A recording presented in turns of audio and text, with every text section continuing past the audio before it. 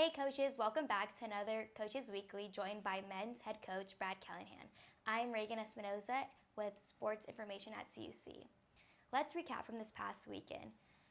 Coming off of two losses this weekend versus University of Wisconsin-Stevens Point and Eureka College, what are some positive takeaways and what can be fixed? I think the biggest thing that needs to be fixed is just tactical adjustments with the guys. I think we've gone over them, but just actually doing it in the game can be difficult, I think, when you're in the moment. So like I was telling our grad assistant, I was saying, I think if I were to give them a test on paper, they'd get the questions all right. But I think in the split moments, in the speed of a soccer game, sometimes these things haven't, they're not habitual yet. And so I think, technical skill takes a long time to develop. But I think the things we can do, defensive organization, marking, keeping track of the men, talking, those sort of things can be faster fixes. So making sure we do those things are going to be important. No, yeah, definitely. So with that being said, with the first conference game coming up versus Rockford, what is your mindset coming into that game for the team? Our last game was Saturday, so we had 3 days off, Sunday, and then we have practice today and tomorrow. So we had a lot of guys out against Eureka. So I think just getting everybody healthy. Unfortunately, we had a lot of guys from last year who weren't academically eligible and other guys who didn't come back for various reasons. So I think our schedule was a little bit heavy when we scheduled the games, and then the numbers were a little lighter. So we've definitely, they've had a harder workload on their legs. So I think just getting them healthy, getting them ready to go, and then kind of just going over some of that tactical stuff and making sure as a team we're on the same page. So with the tactical issue and kind of forming that, what are the new changes going into the next few games? I think shifting on defense is a big one, how we shift, communication on defense. I think sometimes our back line will get a little too high and step, and if they get beat, then they're in behind us, where we need to let the midfield recover and the defenders need to contain and let the midfield recover. And then I also think just decision making. We've done some film sessions, and again, I think they really understand it in the film, but in the run of the game, it's maybe not habitual yet. But just some of the decision making, we'll play a ball in our defensive half up the middle to a guy who has defenders on him. Meanwhile, there'll be somebody wide open on the wing. So I think just making sure we're scanning, and this is stuff that, again, it's easier said than done. If you ever, I don't know if you've ever seen like the software, like the Premier League, they'll track how many times the center mid scans, and then they'll do the same. They'll compare it to like in the 4th division in England, how many times that center mid scans. And you can see that in the Premier League, it's just a lot higher. And that's just literally just turning your head. And so it's nothing like super, but again, it's just that habitually looking and getting in the habit of doing that sort of stuff. Yeah, and I know you mentioned that many of the players were out because of injuries. So following from the non-conference games, the other teams have had a same record as you guys. So how do you think to use that to your advantage? Because you're saying we've had the same number. I think we've had more games maybe. I'm not sure. I definitely think our guys have gotten a lot more minutes because we don't have as deep of a roster.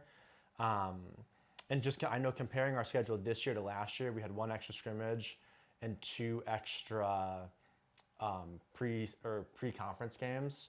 So that's what I was kind of saying. I think some of the numbers weren't there that we were expecting to be there. And so that's been tough.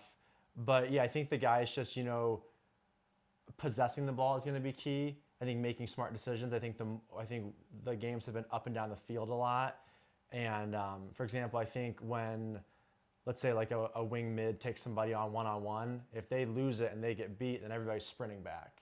And so I think instead of taking somebody one-on-one, at that point, does he have options to pass? Can we possess the ball and play a simpler option?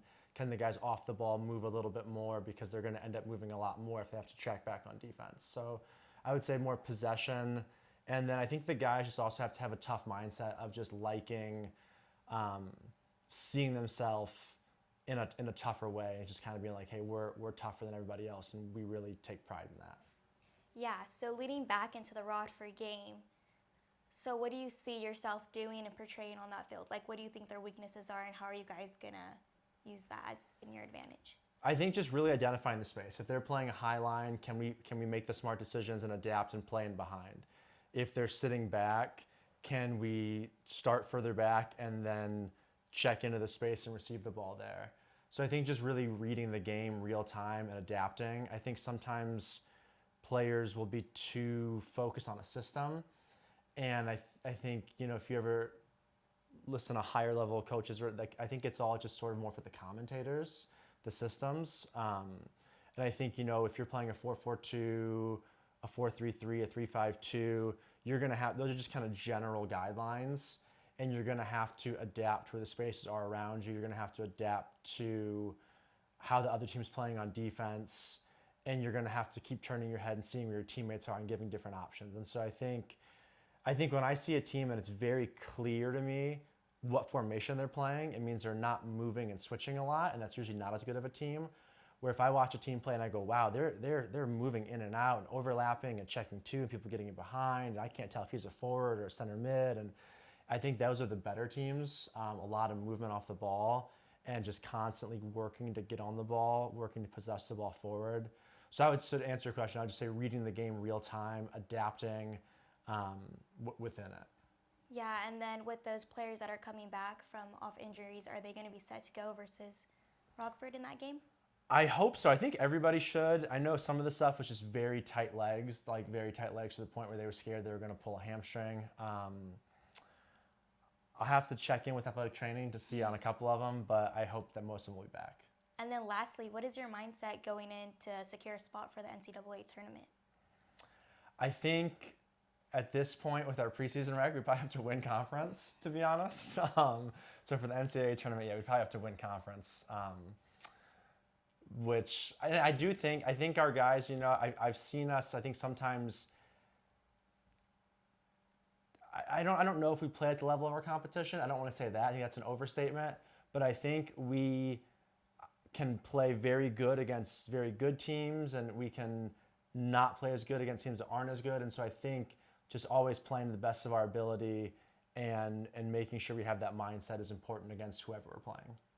Awesome. Yeah, as I bring this interview to the close, I just want to thank you for coming on this Coaches Weekly and wish you luck against Rockford. Thank you. And a potential win. You can find CUC Sports Men's Soccer on CU Cougars or sports information here on YouTube. I'm Reagan Espinoza, and I wish you guys luck. Thank Bye, you. I appreciate Cougars. it.